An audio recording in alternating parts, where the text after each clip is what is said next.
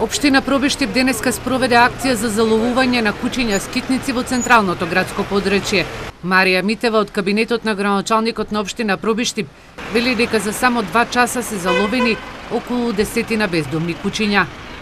Акцијата се спроведе од страна на ветеринарно-сточарски центар Тодор Велков од Куманово, со кој општина Пробиштип склучи договор за заловување и стручен третман на бездомни и нерегистрирани кучиња на територијата на општина Пробиштип со време траење од 1 година. Денешнава акција е прва од повеќето акции кои што интензивно ќе следат на целата територија на општина Пробиштип во идниот период. Ваквите акции за заловување на кучиња скитници се реализираат и во останатите општини во источниот регион. Но градоначалниците на последниот состанок во Берово веќе имаат иницијатива проблемов да се решава на регионално ниво.